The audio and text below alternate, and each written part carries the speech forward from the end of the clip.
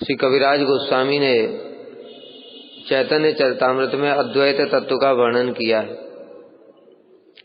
वंदे तम श्रीमद् अद्वैत आचार्यम अद्भुत चेष्टितम यस्य प्रसादात् अज्ञोऽपि तत्स्वरूपं निरूपयेत्। प्रणाम कर रहे हैं। पहले मैं उन अद्वैताचार्य जी की वंदना करता हूँ किनकी अद्भुत चेष्टितम, जिनकी चेष्टाएं बड़ी अद्भुत हैं, और यस्य प्रसादात्, जिनकी कृपा से अज्ञोऽपि, अज्ञ व्यक्ति, हमारे जैसे मूर्ख व्यक्ति भी तत्स्वरूपम निरूपयेत्, उनके स्वरूप का निरूपण कर सकते हैं। अद्वैत तत्व कठिन है, सदाशिव तत्व है। तो सदाशिव तत्व को समझना बुद्धि से बस की बात नहीं है, क्योंकि उसमें तटस्था शक्ति का भी गुण है, उसमें माया शक्ति का भी गुण है और चित्त शक्ति का भी गुण है। तीनों मिलकर के एक विशेष विकार बनता है, वही सदाशिव तत्व है, वही अद्वैताचार्य जी हैं। लेकिन उनकी कृपा से ये निरूपण हो सकता है। अद्वैतम हरिणा अद्वैताचार्य भक्ति संसनात् भक्तावतारमीशम तम अद्वैत आचार्यम आश्रय। कह रहे हैं कि हरि से अभिन्न होने के कारण उनका नाम अद्वैत है। अद्वैतम हरिणा अद्वैतम, अद्वैत नाम क्यों है? क्योंकि वो हरि से अद्वैत है, यानी हरि हैं, विष्णु तत्व हैं अद्वैताचार्य जी। इसलिए उनके तिथि में व्रत रखना अनिवार्य। जितने भी विष्णु तत्व हैं उनकी तिथि में व्रत को पालन करना आवश्यक होता है। आचार्यम भक्ति संसनात्, और आचार्य क्यों हैं? क्योंकि भक्ति के शिक्षक हैं। आचार्य किसको कहते हैं? आचिनोति यह शास्त्रार्थम आचार्य स्थापयत्यपि स्वयं आचरते यस्मात् आचार्य तेन कीर्तित। जो शास्त्र को चयन करते हैं, अर्थात जो भक्ति के शास्त्र हैं उनको चयन करते हैं, उनका स्वयं आचरण करते हैं और दूसरों को भी उसमें स्थापित करते हैं, उनको आचार्य कहते हैं। तो श्री अद्वैताचार्य जी ने यही कार्य किया। स्वयं अद्वैताचार्य जी ने भक्ति का आचरण किया, भक्ति सिद्धांत में लोगों को शिक्षा भी दिया करते थे, दूसरों को भी उसमें प्रतिष्ठित कराते थे। श्री चैतन्य महाप्रभु के बड़े भाई विश्वरूप वो अद्वैताचार्य जी की पाठशाला में ही पढ़ते थे और वहीं से उनको वैराग्य भी हो गया। तो भक्ति की शिक्षा देने वाले, इसलिए आचार्य। तो दोनों हो गया क्या? अद्वैत आचार्य। अद्वैत क्यों है? क्योंकि वो भगवान से अभिन्न हैं, विष्णु तत्व हैं। किंतु विष्णु तत्व होने पर भी आचार्य की शिक्षा देते हैं, भक्ति की शिक्षा देते हैं, इसलिए उनको आचार्य कहते हैं। इसलिए उनका नाम हो गया अद्वैत आचार्य।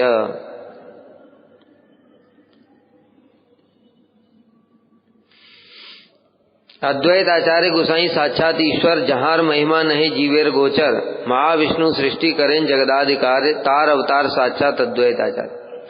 अद्वैत गोसाई साक्षात ईश्वर हैं, इसलिए उनकी महिमा जीव की बुद्धि से परे है, हमारी बुद्धि से समझ के बाहर है। महाविष्णु जगत की सृष्टि आदि कार्य करते हैं, श्री अद्वैताचार्य उनके साक्षात अवतार हैं, महाविष्णु से अभिन्न। किस प्रकार से हैं देखेंगे हम लोग। जे पुरुष सृष्टि स्थिति करेन माया है, अनंत ब्रह्मांड सृष्टि करेन लीला है, इच्छाएं अनंत मूर्ति करेन प्रकाश, एक एक मूर्ति करेन ब्रह्मांडे प्रवेश। से पुरुषेर अंश अद्वैत, नाही किछु भेद, शरीर विशेष तहार नाही के विच्छेद। बता रहे हैं कि जो विष्णु सृष्टि स्थिति करते हैं, सृष्टि स्थिति प्रलय साधन शक्ति रेखा, छाये यस्य भुवनान विभत दुर्गा, इच्छानुरूपम यस्य च चेष्टते सा, गोविंदम आदि पुरुषम तमहम भजामि। सृष्टि स्थिति प्रलय कौन से पुरुष करते हैं? पुरुषावतार कितने होते हैं? 3 पुरुषावतार। प्रथम पुरुष है कारणोदक साई विष्णु, अवतार के भेद में बताया था। 6 प्रकार के अवतार होते हैं। पुरुषावतार याद है? पुरुषावतार, गुणावतार, लीलावतार, मनवंतरावतार, युगावतार, आवेशावतार, ये 6 प्रकार के अवतार होते हैं। इनमें से पहला होता है पुरुषावतार। पुरुषावतार मतलब कारणोदकशाई विष्णु प्रथम पुरुष। वो प्रथम पुरुष अपनी शक्ति रमा देवी के प्रति ईक्षण करते हैं। उनके ईक्षण से, आभास से माया सक्रिय हो जाती है। सक्रिय होने पर उसके अंदर में विक्षोभ उत्पन्न होता है। माया के 3 गुण जो साम्य अवस्था को प्राप्त हो जाते हैं उनमें विक्षोभ होता है और फिर पहला महत तत्व प्रकट होता है। महत तत्व से अहंकार, अहंकार 3 भागों में विभाजित हो जाता है, सात्विक, राजसिक, तामसिक। और फिर उनसे ऐसे करके तत्व होते हैं, अनंत ब्रह्मांड प्रकट होते हैं। इस प्रकार से फिर वो कारणोदकशाई विष्णु अनंत ब्रह्मांडों में, प्रत्येक ब्रह्मांड में एक एक अंश से प्रवेश कर जाते हैं, उनको कहते हैं गर्भोदकशाई। फिर वही सभी जीवों के हृदय में प्रवेश कर जाते हैं, उनको कहते हैं क्षीरोदकशाई। तो इस प्रकार से प्रथम पुरुष, द्वितीय पुरुष, तृतीय पुरुष, 3 प्रकार के पुरुष हैं। विष्णु भी 3 है, कारणोदकशाई, गर्भोदकशाई और क्षीरोदकशाई। इस प्रकार से ये विष्णु तत्व है। तो वो जो विष्णु तत्व है उन्हीं के अंश अद्वैत हैं, उनमें और अद्वैत में कोई भेद नहीं है। अंश कहने से इस जगत के अंश की तरह नहीं समझना चाहिए। ये टेबल है, टेबल का एक टुकड़ा काटा, ये अंश हो गया। ये टेबल और ये अंश अलग अलग है। लेकिन भगवान के जो स्वांश होते हैं, एक स्वांश होता है और एक विभिन्न अंश होता है। भगवान के स्वांश जो होते हैं वो उनके अवतार हैं। भगवान और उनके अवतारों में कोई भी भेद नहीं होता, वो उनके जैसे ही हैं। ठीक है। कृष्ण ही ये सब रूप धारण किए। केशव धृत राम शरीर, केशव धृत नरहरि रूप। इस प्रकार से ये स्वांश हैं भगवान के, जितने भी अवतार हैं। विष्णु भी स्वांश है। तो इसलिए स्वांश होने के कारण उनमें कोई भेद नहीं होता है। तो इसलिए विष्णु के अंश कहने से ये नहीं सोचना कि अद्वैताचार्य जी छोटे हो गए, वो तो अंश हैं। जैसे हम लोग कहते हैं कृष्ण के एते चांस कला पुंसा, कृष्ण के अंश हैं, इसका मतलब ये नहीं राम छोटे हो गए। कृष्ण ही तो राम है, छोटे कैसे हो जाएंगे? लेकिन एक विशेष रस का आस्वादन करने के लिए वो राम रूप में आए, दूसरे किसी रस का आस्वादन करने के लिए नरसिंह रूप में आए। इस प्रकार से रसास्वादन के लिए अनेक रूप धारण करते हैं। सिद्धांत तत्व अभेदे भी, किंतु सिद्धांत रूप से उनमें कोई भी भेद नहीं होता। अगर भेद करोगे तो ये अपराध हो जाएगा, फिर बहु ईश्वरवाद उत्पन्न हो जाएगा, मतलब बहुत सारे ईश्वर। तो से पुरुषेर अंश अद्वैत नाही किचु भेद, उन्हीं के अंश हैं, उनसे कोई भेद नहीं है। शरीर विशेषतार, एक अलग शरीर धारण किया हुआ है, उनसे कोई भी विच्छेद नहीं। बता रहे कैसे? एक ही माया उपादान अंश से प्रधान और निमित्त अंश से माया है। महाविष्णु माया की इन 2 वृत्ति, माया की 2 वृत्ति होती हैं, ठीक है, एक प्रधान और एक निमित्त। महाविष्णु इन दोनों वृत्तियों के साथ में संलग्न होकर के, इनको क्रियाशील करके जगत की सृष्टि करते। कैसे करते हैं अभी समझेंगे एक एक करके। महाविष्णु माया की इन 2 वृत्तियों में 2 रूपों में विराजमान है। महाविष्णु एक स्वरूप से प्रकृति में स्थित होकर जगत के निमित्त कारण है, वही विष्णु है महा। अब समझो बात को, तत्व कठिन है इसलिए थोड़ा ध्यान से समझना पड़ेगा। ठीक है।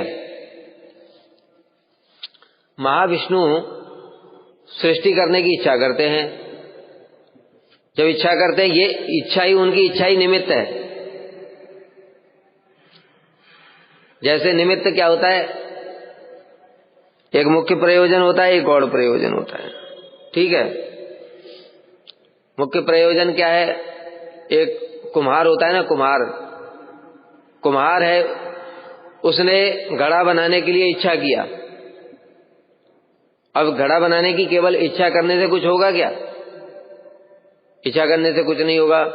फिर क्या करना पड़ेगा? एक चाक लाना पड़ेगा, मिट्टी लानी पड़ेगी, पानी लाना पड़ेगा, वो चाक को घुमाने के लिए वो डंडा होता है, ये सब होता है कि नहीं?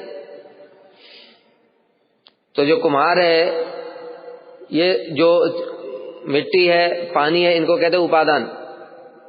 ठीक है। और निमित्त, मुख्य निमित्त और गौड़ निमित्त। मुख्य निमित्त क्या है? जो कुमार की इच्छा है। और गौड़ निमित्त क्या है? ये जो चाक है, चाक के द्वारा ही बनेगा। और जो तत्व है उनको कहते हैं उपादान। उपादान क्या है? मिट्टी, जल। इनके बिना तो बना नहीं सकता है। इसको इसी प्रकार से समझना होगा। मुख्य निमित्त हो गया कुम्हार, जिसने इच्छा करी। गौड़ निमित्त क्या हो गया? चाक, क्योंकि चाक के द्वारा ही घड़ा बनेगा। और उपादान क्या हो गया? पानी और जल। इसको समझ में आएगा तभी ऐसे करके इसी को अब एज इट इज सृष्टि में लगा दो। मुख्य निमित्त है भगवान, उनकी इच्छा, वही मुख्य निमित्त है। भगवान ने जैसे ही सृष्टि करने की इच्छा करी, उन्होंने अपनी शक्ति रमा देवी के प्रति ईक्षण किया। जो ईक्षण है उसका आभास, जैसे बताया था पहले भी हमने कई बार, टॉर्च मारते हैं, टॉर्च मारते हैं तो उसका एक फोकस होता है, मेन लाइट होती है, उसके चारों ओर एक हल्की हल्की लाइट होती है, उसको आभास समझो। ठीक है। तो जो मेन ईक्षण है वो होता है शक्ति रमा देवी के प्रति, और जो चारों ओर में जो आभास है लाइट का, जो प्रकाश का, उसको समझो आभास, वो हो जाएगा माया के प्रति। तो माया से जब संलग्न होता है तो माया सक्रिय हो जाती है। अब काम कौन करेगा? किंतु काम माया करेगी, विष्णु कुछ नहीं करेंगे। विष्णु मुख्य निमित्त है, उनकी इच्छा मुख्य निमित्त है। तो निमित्त मतलब मुख्य प्रयोजन करता। प्रयोजन करता जैसे होता है, मैंने बोला जाओ बाजार से मिठाई ले आओ, तो मुख्य प्रयोजन करता कौन है? प्रयोजक करता वो मैं हूं, मैंने आदेश दिया। प्रयोज्य करता, तुम अब मिठाई लेने गए, उसको कहते प्रयोज्य करता, वो मिठाई लेने के लिए गया। ठीक है। तो प्रयोजक करता कौन है? महाविष्णु, जिन्होंने इच्छा की। माया को इच्छा के द्वारा ही बोल दिया जाओ सृष्टि करो। और प्रयोज्य करता कौन हो गया? जो कर रहा है, करती माया है सब। मया अध्यक्षेण प्रकृति सूयते सचराचरम हेतु नानेन कौन्ते जगत भी परिवर्तते। विष्णु कुछ नहीं कर रहे हैं। क्या कह रहे हैं? मया अध्यक्षेण प्रकृति सूयते, माया ही चर और अचर जगत की सृष्टि करती है, मेरी अध्यक्षता में करती, किंतु मेरे कंट्रोल में करती है। अपने आप मन में आए जब तब करना शुरू नहीं कर देगी वो। माया कुछ नहीं कर सकती। और भी श्लोक है, देखो कितने सारे गीता में श्लोक है, तब भी लोग समझ नहीं पाते पढ़ करके। ईश्वरा सर्वभूतानाम हृदय से अर्जुन तिष्ठति ब्राह्मण सर्वभूतानि यंत्रारूढ़ानि मायया। यहां पर भी बताया ईश्वर सबके हृदय में परमात्मा स्वरूप में विराजमान है, सबको भ्रमण करा रहा है, मतलब 84 लाख योनियों में कर्म का फल भोग करा रहा है, किंतु खुद नहीं करा रहा है। क्या बताया? मायया, माया के द्वारा करा रहा है। भगवान साक्षी है, वो नहीं कुछ करते, माया के द्वारा सब कुछ कराते। तो इसी प्रकार से यहां पर दो समझो कि महाविष्णु माया की इन दो वृत्तियों से, दो रूप से विराजमान है। एक स्वरूप से प्रकृति में स्थित होकर जगत के निमित्त कारण है, वो महाविष्णु कारणोदकसाई, जो निमित्त है वो कारणोदकसाई। दूसरे स्वरूप से वे प्रधान में स्थित होकर रुद्र रूप में श्री अद्वैत है। दूसरे उपादान कारण, मतलब जो माया है उसके अंदर में जो बताया कि अब जो कुम्हार घड़ा तो बनाएगा, चाक चाहिए, लेकिन चाक के साथ साथ में दूसरा क्या चाहिए? हाँ, ये सब भी चाहिए। उपादान कारण क्या? तो उपादान चाहिए, वो सदा से रुद्र रूप में वो करते। तो माया से संलग्न होकर के वो उपादान रूप में वो सृष्टि कराते। निमित्त इच्छा करते हैं, इच्छा करके वो तत्व कहां से आएंगे? तो सारे तत्व कहां से प्रकट होंगे? वो महाविष्णु ही दूसरे स्वरूप में माया के साथ में, माया की दूसरी वृत्ति जो है वो प्रधान वृत्ति, उसके साथ संलग्न होकर के उससे उत्पन्न होते सारे। माया अपने आप कहां से उत्पन्न करेगी? ये महत्त्व, अहंकार, ये सब जितने भी तत्व प्रकट हो रहे हैं, माया तो जड़ है, वहां से कहां से प्रकट होगा? उससे समझ गए? सब कुछ भगवान ही करते हैं। एक अंश में इच्छा भी किया, दूसरे अंश में उससे युक्त संलग्न होकर के वो तत्व भी प्रकट कर रहे हैं। माया कुछ नहीं कर सकती, माया केवल निमित्त है। जैसे जो चाक है, चाक अगर उसमें तुम मिट्टी पानी डालो ही नहीं तो वो क्या अपने आप पैदा कर देगा घड़ा? खाली कुम्हार वो चाक को घुमाता रहे, उससे घड़ा प्रकट हो जाएगा। इसलिए उपादान कारण भी चाहिए। तो उपादान और प्रधान के रूप में ही श्री रुद्र वो संलग्न होकर के माया से, और फिर वो सृष्टि होती है। इसलिए दोनों में कोई भेद नहीं। ये रुद्र हैं, सदाशिव है ये, और ये रुद्र कौन से है? इस जगत के बाद रुद्र नहीं, एकादश रुद्र 11 रुद्र में नहीं है ये। इस बात को समझना, क्योंकि अभी सृष्टि तो हुई नहीं है, तो ब्रह्मांड ही नहीं बना तो रुद्र कहां से आ गए? ये वाले जो कैलाश वाले शिव जी हैं ये नहीं है, ये सदाशिव है। ये विष्णु तत्व इसलिए बताया, वो वैष्णव तत्व में आते हैं, ये विष्णु तत्व हैं। सदाशिव लोक हम लोगों ने पढ़ा ना बृहद भागवतामृत में, चित जगत के बैकुंठ के नीचे सदाशिव लोक है जहां नारद जी गए थे। सहाय करें तार लैया प्रधान, कोटि ब्रह्मांड करें इच्छाए निर्माण। अद्वैताचार्य प्रधान को लेकर के, मतलब प्रधान मतलब प्रधान वृत्ति, माया की 2 वृत्ति हुई थी। सृष्टि कार्य में महाविष्णु की सहायता करते हैं। वे अपनी इच्छा से उपादान रूप में प्रधान के द्वारा, बताए ना उपादान रूप में, उपादान मतलब तत्व, ठीक है, उन तत्वों के द्वारा अब वो काम करेंगे। ये मुख्य बात है, ठीक है। जैसे मैंने बोला फ्रूट क्रीम बनाओ, ठीक है, व्रत है फ्रूट क्रीम बनाओ। अब मुख्य निमित्त कारण कौन हुआ? मैंने बोला फ्रूट क्रीम बनाओ, तुम हो गौड़ निमित्त, माया समझो। लेकिन माया क्या करेगी? फ्रूट क्रीम, न कोई फल है, न चीनी है, न दही है, कुछ भी नहीं है, तो उपादान कारण चाहिए कि नहीं? उपादान वो वही है सदा से, समझ गए? वो उपादान कौन प्रस्तुत करता है? वो वही जो अद्वैताचार्य जी हैं, वो उपादान रूप में माया से युक्त होकर के वो फिर तब माया सृष्टि करती है, तब फ्रूट क्रीम बनेगी। ऐसे ही समझो, मतलब ये उदाहरण भी एकदम फिट नहीं बैठते, इस बात को भी याद रखना। ये चित्त तत्व की बात है, भगवान को समझाने के लिए कुछ उदाहरण के द्वारा, बुद्धि हमारी जड़ है इसलिए ऐसे जड़ उदाहरण दिए जा रहे हैं, लेकिन ऐसा नहीं होता है। इसको भी समझना पड़ेगा कि ऐसा किसी को बिल्कुल समझ लिया, ऐसा नहीं है। वो हमारी बुद्धि से परे की बात है, लेकिन उदाहरण से ही समझ पाओगे, इसलिए ऐसा उदाहरण दिया जाता है। जगत मंगल अद्वैत मंगल गुणधाम, मंगल चरित्र सदा मंगल जार नाम। अद्वैताचार्य जी जगत के मंगल स्वरूप हैं, क्योंकि वे सभी मंगलमय गुणों के आधार हैं। उनका चरित्र अथवा लीला भी सबके लिए मंगलमय है, और उनका नाम भी मंगल है।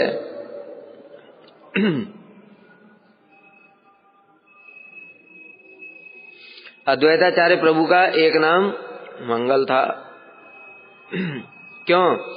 क्योंकि वो जगत को भक्ति की शिक्षा देते थे, इसलिए मंगल क्या है? भक्ति ही मंगल है।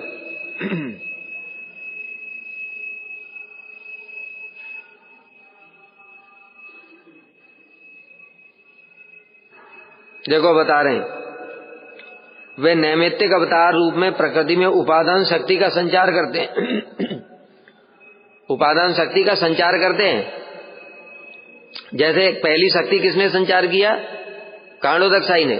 कौन सी शक्ति? जो माया पड़ी है, निष्क्रिय माया निष्क्रिय एकदम, कुछ नहीं कर सकती, क्योंकि माया जड़ है। जैसे ये जड़ है, ये मोबाइल क्या है? जड़ है। अब इस मोबाइल को एक्टिवेट करने के लिए क्या करना पड़ेगा? बटन दबाया तुमने, पावर ऑन हो गई, ठीक है, सक्रिय हो गया। अभी तो बैटरी जो है, इसमें बैटरी चार्ज लगाया, बैटरी उससे ये ऑन तो हो गया, ठीक है, ऑन हो गया अभी ये मोबाइल। अब लेकिन अभी कुछ कर नहीं रहा इसमें, अगर सॉफ्टवेयर नहीं है तो। और सॉफ्टवेयर को समझो उपादान, तो वो सॉफ्टवेयर डालना पड़ेगा ना। तो सॉफ्टवेयर कौन डालेगा? जो उपादान जिससे ये सब काम करेगा वो अद्वैताचार्य। तो निमित्त से केवल एक्टिवेट हुआ, माया एक्टिव हो गई, काम करने के लिए तैयार है, लेकिन तैयार तो है लेकिन क्या करना है कुछ पता नहीं है। तो उपादान रूप से उसमें से कौन कौन से तत्व जो प्रकट होंगे, वो जो शक्ति संचार है वो कौन करेंगे?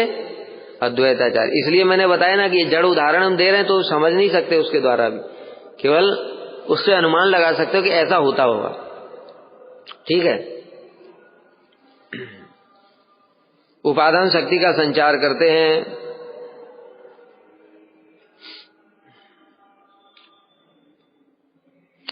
अद्वैताचार्य जी का नाम श्रवण और कीर्तन करने से जीवों के सब अमंगल नष्ट हो जाते हैं, इसलिए उनको मंगल स्वरूप कहा गया है।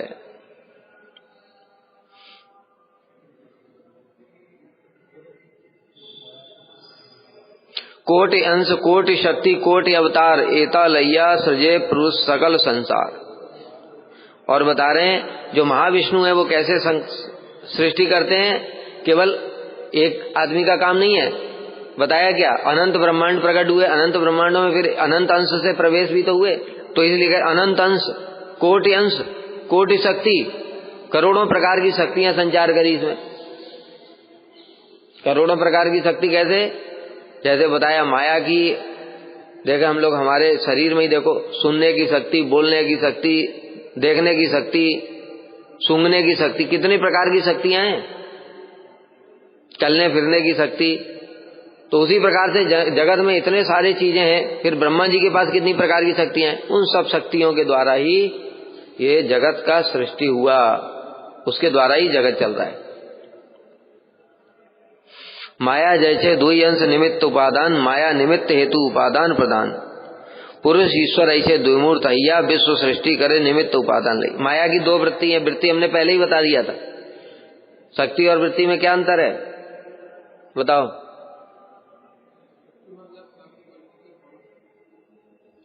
और वृत्ति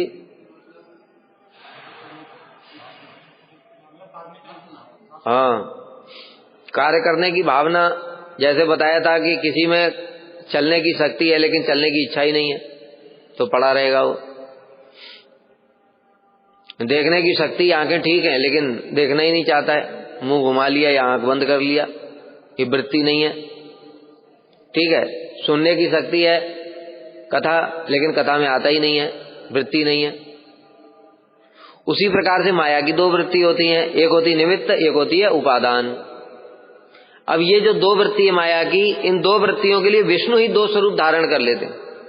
महाविष्णु दो स्वरूप धारण करते हैं और एक एक स्वरूप के द्वारा इन वृत्तियों में शक्ति संचार करते हैं।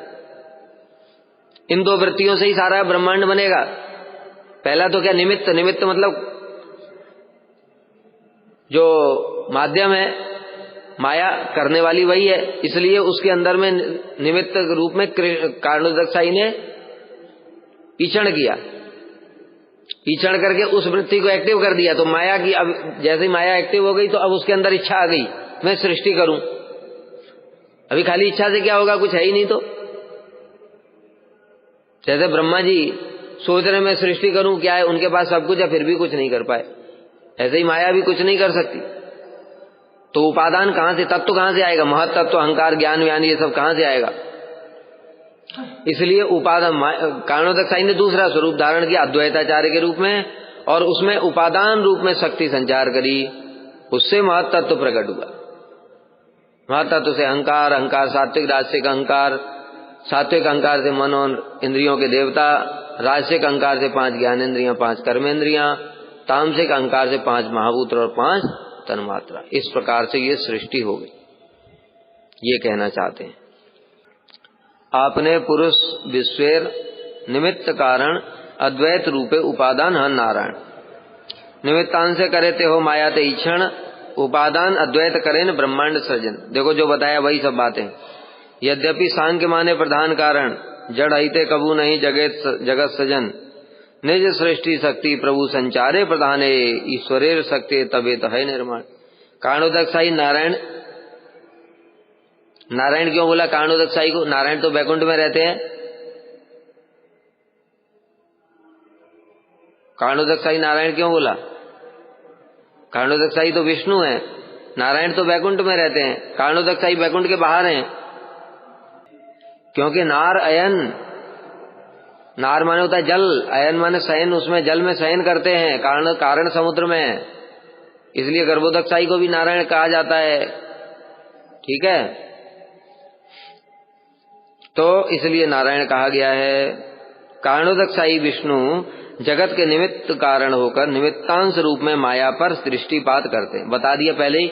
और इसको भी याद रखना, यहाँ पर डायरेक्ट बोला है माया पर दृष्टिपात करते हैं, लेकिन वास्तव में माया पर नहीं करते हैं, वो अपनी शक्ति रमा देवी के प्रति करते हैं।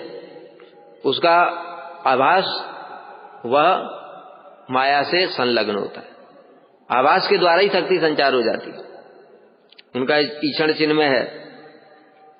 और अद्वैत रूप में उपादान होकर उपादानांश रूप में ब्रह्मांडों की सृष्टि करते हैं। बता दिया ब्रह्मांड प्रकट कैसे होगा, केवल इच्छा करने से प्रकट नहीं होगा। तत्व कहां से लाएगा? ब्रह्मांड को बनाने के लिए ब्रह्मांड में 8 आवरण है और भीतर में 14 लोक हैं, 14 लोकों में ये सब 5 महाभूत, 5 तन्मात्र, ये सब कहां से? ये शक्ति यही अद्वैताचार्य जी करते। यद्यपि सांख्यवादी लोग प्रधान को जगत का कारण कहते हैं, जड़ वस्तु को, तथापि जड़ वस्तु प्रधान से कभी भी जगत की सृष्टि संभव नहीं है। जड़ वस्तु से कभी जड़ वस्तु की सृष्टि हो सकती है क्या? ये माइक बोले कि मैं एक और माइक बना दूंगा, ये बना सकता है कुछ? कभी देखा? पेड़ अपने आप एक टेबल बना करके प्रकट कर दिया।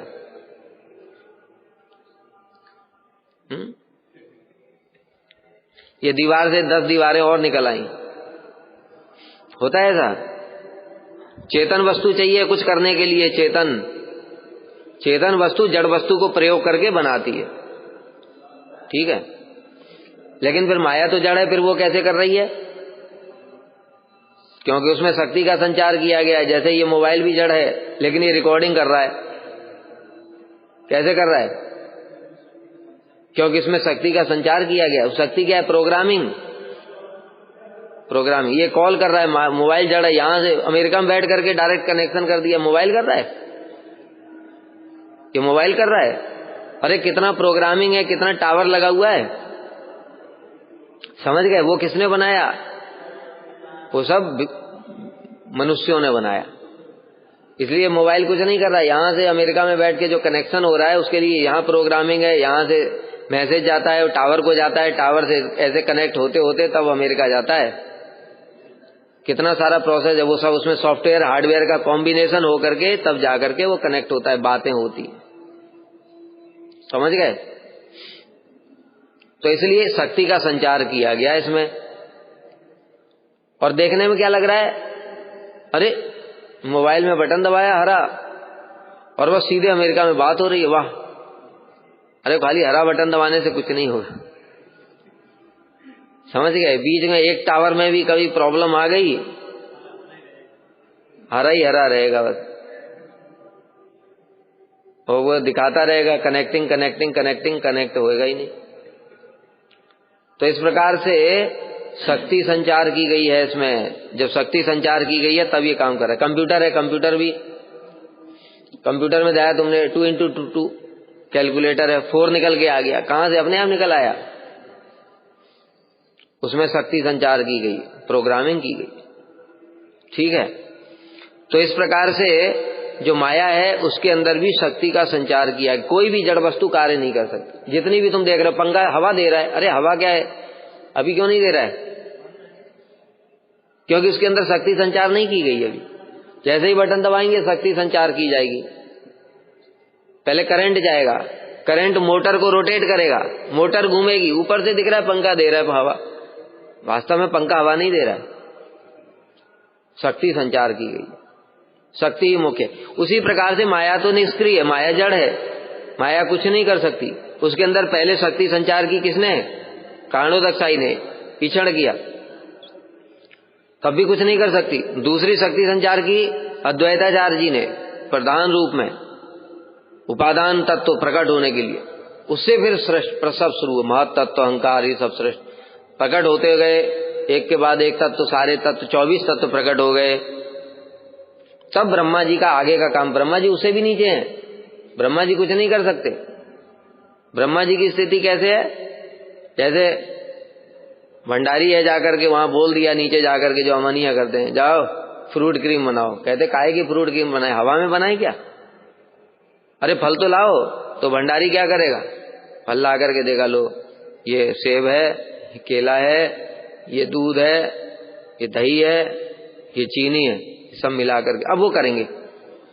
ऐसे ही माया है, ब्रह्मा जी से भी ऊपर है, वो 24 तत्व बना रही है।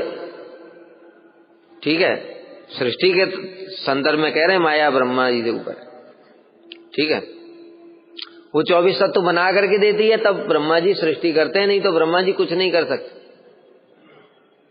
माया के 24 तत्व हैं, उनको यूज करती है ब्रह्मा जी। और ब्रह्मा जी जब यूज करते हैं तो तभी कर नहीं पाए वो 24 तत्वों को मिलाने लगे जब, तो मिलते ही नहीं है। अब जैसे तुम्हारे सामने मैं थोड़ी सी मिट्टी रख दूं, थोड़ा पानी रख दूं, थोड़ी हवा रख दूं, हवा तो है ही है, आकाश भी है, और थोड़ी आग रख दूं। अब मैं तुमको बोलूं लो इससे चूहे का शरीर बना दो, बताओ बना पाओगे? आग है, मिट्टी, हम लोग तो कहते हैं ना पंच तत्व से बनाए, पंच तत्व से बनाए। तो तुमको बोलूं ले पंच तत्व ले लो, बनाओ जरा। है शक्ति किसी में बनाने की? इस ब्रह्मांड में है कोई जो बना देगा? किसी की शक्ति नहीं है, ब्रह्मा जी की भी शक्ति नहीं है। ब्रह्मा जी मिलाते ही मिलते ही नहीं है। अभी आग और पानी को मिलाएंगे तो क्या होगा? आग बुझ जाएगी। शरीर कैसे बनेगा? कुछ नहीं हुआ। फिर भगवान से प्रार्थना करी, फिर भगवान ने उसमें शक्ति संचार की, सारे तत्वों में भगवान ने शक्ति संचार की, तो तब वो तत्व मिले आकर, तब वो तत्व मिले, तब ब्रह्मा जी ने शरीर बनाए। पहले स्थावर बनाया, पर्वत, पेड़ पौधे, फिर जंगम बनाया, ये सब तिर्यक, ये जो होते हैं पशु पक्षी कीट पतंग, फिर मनुष्य बनाए, फिर देवता बनाए। इस प्रकार से ब्रह्मा जी ने 84 लाख योनियां बनाई। कैसे बनाई? माया के तत्वों को लेकर। माया के तत्व कहां से प्रकट हुए? अद्वैताचार्य जी मूल में वही है, यही कहना चाहते हैं। भगवान विष्णु अपनी सृजन करने की शक्ति प्रधान में संचरित करते हैं, तब वह उस ईश्वर की शक्ति से जगत की सृष्टि करने में समर्थ होता है। अद्वैताचार्य कोटि ब्रह्मांडेर करता, आर एक एक मूर्ते ब्रह्मांडेर भरता। कारणोदकसाई नारायण अद्वैताचार्य रूप से करोड़ों ब्रह्मांड की सृष्टि करते हैं, बता ही दिया कैसे करते हैं। और एक एक मूर्ति ब्रह्मांडेर भरता, और एक एक मूर्ति से ब्रह्मांड के भरता माने पालन करता भी है। कैसे? गर्भोदकसाई के रूप में। तो इसलिए ऐसा मत सोचना कारणोदकसाई तो गर्भोदकसाई बन रहे। अरे कारणोदकसाई और जो अद्वैताचार्य जी उनमें कोई अंतर ही नहीं है। केवल किसका अंतर है? कार्य का। एक का कार्य है निमित्त, दूसरे का कार्य है प्रधान। दोनों से मिलकर, दोनों से मतलब कारणोदकसाई एक दो स्वरूप प्रकट हो गए, समझ गए? कारणोदकसाई एक स्वरूप में और निमित्त के द्वारा ईक्षण कर रहे हैं, दूसरे स्वरूप में प्रधान के द्वारा शक्ति संचार करके तत्वों को प्रकट कर दे। तो दोनों अभिन्न है ना। इसलिए ये बोले कि कारणोदकसाई ने एक रूप धारण करके अनंत ब्रह्मांडों में प्रवेश किया गर्भोदकसाई के रूप में, अथवा ये बोले अद्वैताचार्य जी ने अनंत ब्रह्मांडों में एक रूप में प्रवेश किया, तो कोई भी भेद नहीं। जैसे हम बोले कृष्ण ही सृष्टि करते हैं, कृष्ण ही पालन करते हैं, कृष्ण ही स्थिति। और कृष्ण तो बैठ करके बंसी बजा रहे हैं, वो क्या करते हैं बोलो? ब्रह्मा जी कह रहे हैं आप मेरे पिता हैं, कृष्ण बोले मैं कहां तुम्हारा पिता हूं। तो वो तो गर्भोदकसाई। तो गर्भोदकसाई कहां से आए? आपसे ही तो आए, समझ गए? इसलिए अभिन्न है। ब्रह्मा जी ने बोला है, अभी जो मैं बता रहा था वही बात बोलिए। ब्रह्मा जी ने नारायणस्त्वं नहि सर्वदेहिनां आत्मा अस्य अधीशा अखिल लोक साक्षी नारायणो अंगम नर भूजलायना तच्चाप सत्यम न तवय माया। हे अधीश, आप सभी लोगों के साक्षी हैं। जब आप प्रत्येक जीव की आत्मा अर्थात प्रतिवस्तु हैं, तब क्या आप मेरे पिता नारायण नहीं हैं? नर जात जल, नर से जल की सृष्टि हुई, इसलिए उसको नार कहा गया। बताया नार माने जल। और अयन अर्थात शयन करते हैं, इसलिए नारायण। तो कृष्ण को भी नारायण कह रहे हैं। कृष्ण नारायण। कृष्ण बंसी बजाते हैं, वो पानी में सोते हैं, कभी देखा? वो कालिया के ऊपर नाचते जरूर है, पानी में सोते नहीं है वो, लेकिन फिर भी उनको नारायण कह रहे हैं, क्योंकि नारायण उनके अंश हैं। वे आपके अंग, जो नारायण है वो आपके अंश हैं, इसलिए आप भी नारायण हैं। ईश्वरेर अंग अंश चिदानंदमय मायार संबंध नहीं, यही श्लोक है। इससे क्या सिद्ध होता है कि जो भगवान के अंश हैं वो सच्चिदानंदमय होते हैं, उनका माया के साथ कोई संबंध नहीं होता, दूर से ही माया से कार्य करा देते है ना। जैसे हम लोग बताया कि घड़ी में बैटरी लगा दिया बस, अब वो बैटरी काम करेगी अपने आप, जब तक बैटरी काम करेगी घड़ी की सही घूमती रहेगी, हमको कुछ करने की जरूरत नहीं है। उसी प्रकार से वो बैटरी क्या है? भगवान का ईक्षण। वो ईक्षण ही भगवान की वही बैटरी है, वही माया को चला देती। समझ गए? माया के लिए वो ईक्षण ही बैटरी है। अंश न कहिया केने कह तारे अंग, अंश हिते अंग जाए तार। कोई कोई अंश को अंग भी कहते हैं, लेकिन दोनों में कोई भी भेद नहीं है। महाविष्णु अंश अद्वैत गुणधाम, ईश्वर अवेद तेई अद्वैत गुण। अब बता रहे हैं आचार्य क्यों है वो। अब तो बताया अद्वैत, अभी तक जो तत्व बताया उसमें क्या बताया? अद्वैत, भगवान से अभिन्न कैसे हैं। अभिन्न मतलब भगवान ही है, भगवान है, इसलिए हम लोग उनका व्रत पालन कर रहे हैं। अगर भगवत तत्व नहीं होते तो हम लोग व्रत नहीं करते। हमारे परम गुरुदेव ने एक आर्टिकल लिखा है, उसमें केवल भगवत तत्वों के लिए ही व्रत की विधि बताई गई है। हरिभक्ति विलास में भी ऐसा ही बताया। शक्ति तत्व के लिए व्रत की विधि नहीं बताई गई है, क्योंकि सभी शक्ति ही हैं। जितने भी भगवान की अवतार हैं उन सबकी शक्तियों में देखा कभी सीता देवी के लिए व्रत होता है? सुना कभी? नहीं होता। और भी भगवान के जितने भी अवतार हैं, अद्वैत पत्नी सीता देवी, राम जी की पत्नी सीता देवी, उनके लिए कभी सुना व्रत हुआ? राधा जी के लिए विशेष बताया गया है कि राधा जी की प्रसन्नता के लिए कोई कोई करते हैं, लेकिन वो आवश्यक नहीं है। जैसे बताया उसमें अलग विचार है, वो कभी फिर से बताएंगे। राधाष्टमी में व्रत, परम गुरुदेव ने यद्यपि स्पष्ट रूप से बोला है कि अगर हम व्रत नहीं करते तो दोष नहीं लगता। कोई व्रत करता है तो अच्छा है, लेकिन व्रत न करने से दोष नहीं है। राधा जी तो सीता हैं, सीता जी अलग है क्या? रुक्मिणी सत्यभामा कौन है? राधिका अवतार सब आमना मान, सब राधा जी के ही अवतार। और दूसरी बात, हमारे गुरुवर्ग हैं वो सब राधा जी के ही प्रकाश हैं, तो उनके लिए फिर व्रत नहीं करोगे? वो भी तो शक्ति के अंश हैं, इसलिए शक्ति तत्व के लिए व्रत नहीं होता, शक्तिमान तत्व के लिए व्रत होता है।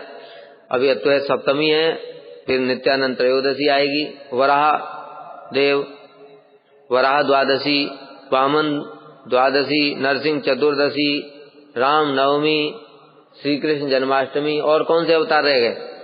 जितने भी अवतार हैं। इसलिए लोग कहते हैं ना, अगर भगवान अपने सारे अनंत अवतारों को यहाँ प्रकाशित कर देते तो तुम सारे 365 व्रत ही करते रहते। इसलिए भगवान ने 10-12 ही प्रकट किए हमारे लिए कि भाई इतने में इनके प्राण निकल जाएंगे, और ज्यादा क्या बताऊं।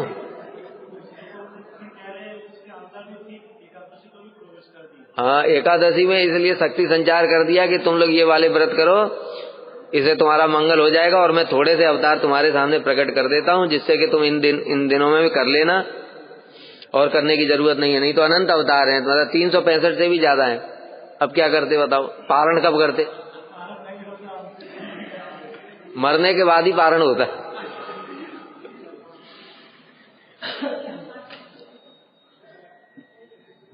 अब आचार्य नाम की अद्वैत आचार्य, अब आचार्य के विषय में सुनते हैं। पूर्व जैसे कैला सर्विश्वेर सृजन, अवतरी कैला एवे भक्ति प्रवर्तन। अब विश्व की सृष्टि तो कर दी बेचारे, अब जीव क्या करेंगे? तो जीवों के प्रति दया करके स्वयं भक्ति का प्रवर्तन किया, इसलिए आचार्य। जीव निस्तारिला कृष्ण भक्ति करिदान, गीता भागवते कैला भक्तिर व्याख्यान। भक्ति उपदेश विनु तार नाही कार, अतएव नाम हैला अद्वैत आचार्य। बताया जीवों को कल्याण करने के लिए उन्होंने भक्ति की शिक्षा प्रदान की। भक्ति की शिक्षा प्रदान करने के लिए गीता भागवत का उन्होंने स्वयं पाठ करते थे, आचरण करते थे, उसको पालन करते थे और दूसरों को उसकी शिक्षा देते थे। इसलिए भक्ति का उपदेश दिया, इसी कारण से उनका नाम हुआ आचार्य। अब दोनों मिलाकर के हो गया श्री अद्वैत आचार्य। वैष्णवेर गुरु ते हो जगतेर आर्य, दुई नाम मिलने हिला। अब वो वैष्णवों के गुरु और जगतवासियों के पूजनीय हैं। भगवान भी हैं, लेकिन भगवान होकर भी वो क्या है, जगत गुरु हैं। जैसे शिव जी, सदाशिव, वो शिव विष्णु तत्व हैं, लेकिन विष्णु तत्व होने पर भी जगत गुरु हैं। भक्ति की शिक्षा प्रदान करते हैं सभी जीवों को। पार्वती देवी को सब समय हरि कथा सुनाते हैं और स्वयं भगवान होकर के, विष्णु तत्व होकर भी स्वयं अपने इष्ट देव संकर्षण की आराधना भी करते हैं। देखो इस बात को समझो, सदाशिव का कार्य ये बड़ा विचित्र है, उनका पूरा तत्व ही विचित्र है, इसलिए समझना भी मुश्किल। क्योंकि भगवत तत्व है, लेकिन भगवत तत्व होने पर भी वो भी विचित्र है। बताया उसमें चित शक्ति का भी गुण है, माया शक्ति का भी गुण है, तटस्थता शक्ति का भी गुण है। तो उस प्रकार से निर्गुण नहीं है जैसे कि वैकुंठ में जो अन्य अन्य अवतार हैं, लेकिन फिर भी निर्गुण है। इसको समझना ही पहले तो बड़ी मुश्किल बात है हमारे लिए। फिर भगवान होकर भी भक्ति करते हैं, संकर्षण देव उनके इष्ट हैं, उनकी पूजा करते हैं। क्यों? भक्ति की शिक्षा देते हैं। तो शिव जी क्या हो गए? अद्वैत भी हो गए और आचार्य। हरि हर, इसलिए वहां पर हरि हर, हरि और हर एक हैं। कौन से हरि? हरि तो हरि हैं, लेकिन जो हर कौन से? शिव जी, सदाशिव। सदाशिव अभिन्न है भगवान से, वही तो अद्वैताचार्य जी हैं। सदाशिव अभिन्न है, विष्णु तत्व है।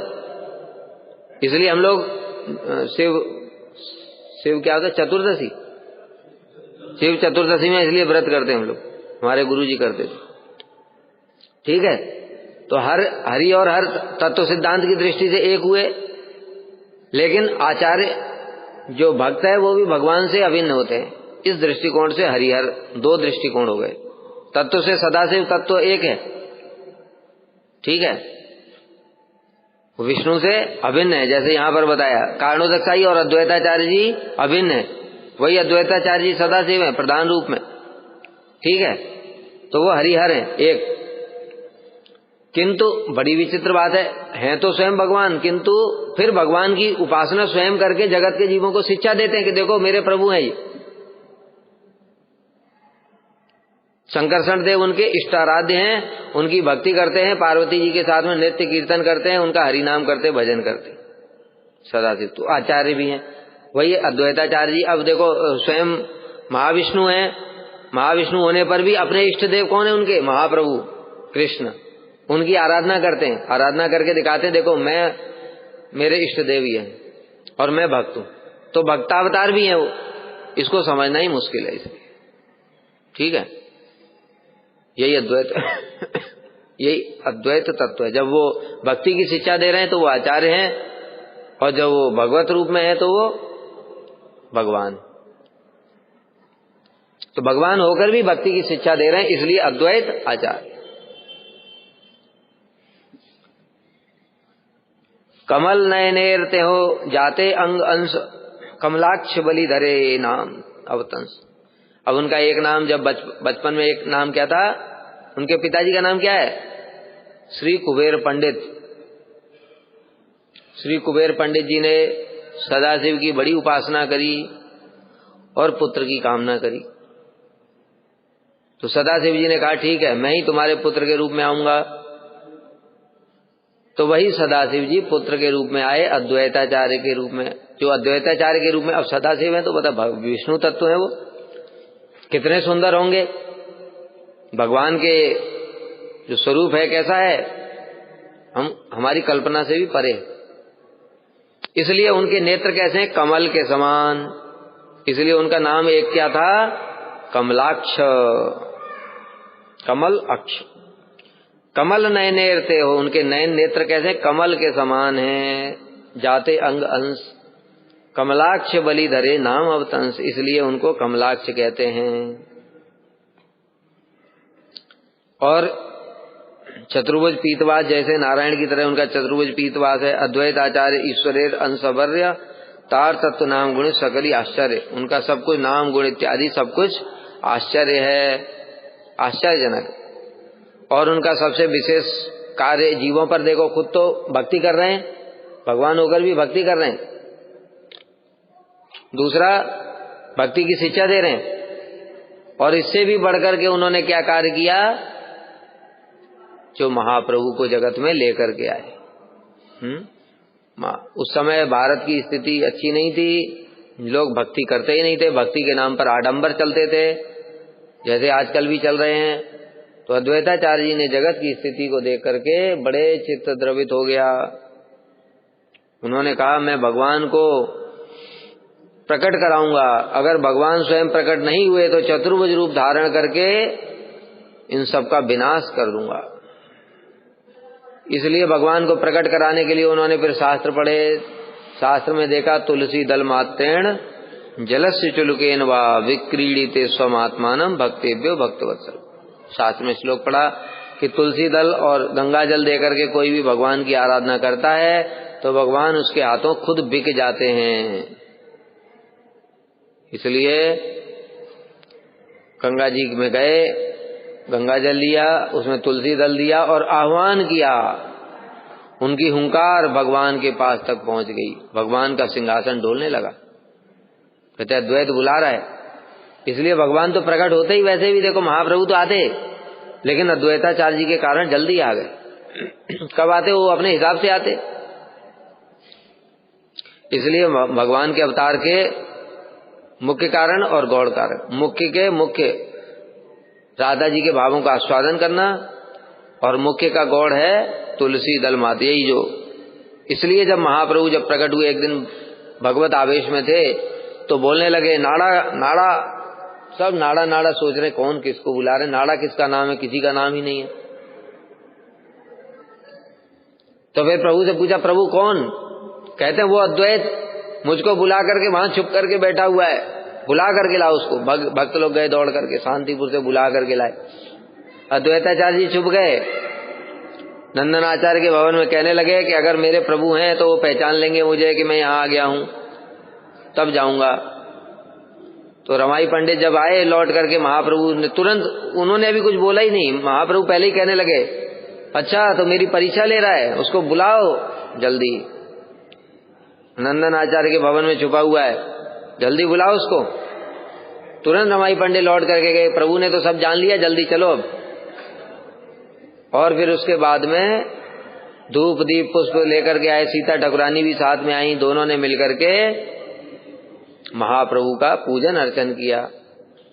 और फिर महाप्रभु ने बात बोला तुम्हारी वजह से मैं जगत में आया हूं, तुमने मुझे हुंकार किया, तुमने मुझे बुलाया। इसलिए नाड़ा मतलब उनका तीव्र ध्वनि, उच्च स्वर से बुलाना, वो पुकार जो भगवान के धाम तक चली गई, इसलिए भगवान उनको नाड़ा नाड़ा कह करके बुला रहे थे।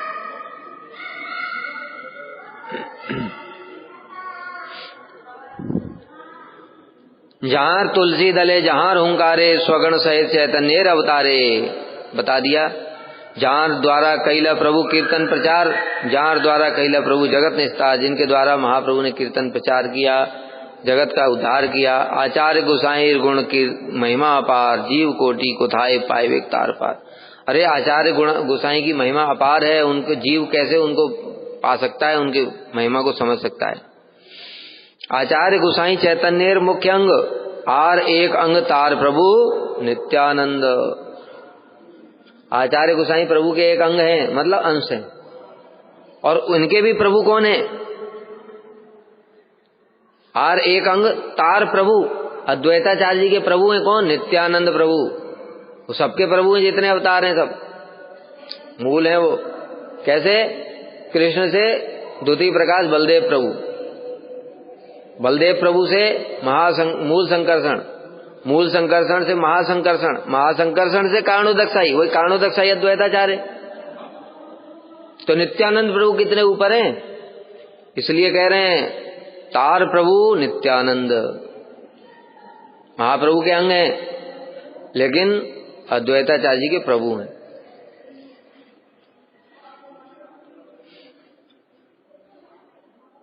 प्रभु रूपांग श्रीवासादि भक्तगण। उपांग कौन है? और समझ गए ना? सांगोपांगास्त्र पार्षदम यज्ञ संकीर्तन पर्यायी यजंते सुमेधसः। क्या श्लोक शुरू? कृष्ण वर्णम तुषा कृष्णम सांगोपांगास्त्र पार्षदम। कृष्ण वर्णम, जिनका वर्ण कैसा है? कृष्ण है, मिथ्या कथा बोल। कृष्ण वर्ण मतलब है कृष्ण, जो इन दो वर्ण को उच्चारण करते हैं सब समय, कृष्ण कृष्ण बोलते हैं, ये कृष्ण वर्ण का मतलब है। उल्टा सीधा मीनिंग याद किया। त्विषा अकृष्णम, त्विषा माने अंग कांति, जिनकी अंग कांति कैसी? अकृष्ण। कृष्ण माने श्याम, अकृष्ण माने गौर। कृष्ण वर्णम का मतलब कृष्ण वर्ण नहीं है उनका, कृष्ण वर्णम का मतलब जो कृष्ण इन दो वर्णों का सब समय उच्चारण करते हैं। त्विषा अकृष्ण, इसका मतलब है उनकी अंग कांति गौर वर्ण की है। और क्या है? सांगोपांगास्त्र पार्षदम, अपने साथ में उनके अंग हैं। कौन? अंग मतलब विष्णु तत्व, समझ गए? याद रखना है इसको। अंग मतलब विष्णु तत्व, अद्वैताचार्य जी और नित्यानंद प्रभु, ये दो अंग हैं। अंग सांगो अंग उपांग, उपांग कौन? उपांग कौन हो गए? श्रीवासादि भक्तगण, भक्त लोग उपांग हो गए। अंग के अंग। सांगोपांग अस्त्र, अस्त्र क्या है उनका? चक्र। हरिनाम संकीर्तन है। महाप्रभु का अस्त्र सुदर्शन नहीं है, महाप्रभु का अस्त्र क्या है? हरिनाम संकीर्तन। यहां महाप्रभु के लिए बोला गया है, हरिनाम संकीर्तन ही उनका अस्त्र है, अस्त्र। और पार्षद, पार्षद कौन है? बाकी जो रूप सनातन भट्ट रघुनाथ, स्वरूप दामोदर रामानंद राय इत्यादि, ये सब पार्षद हैं। इस प्रकार से श्री चैतन्य महाप्रभु इस जगत में आए।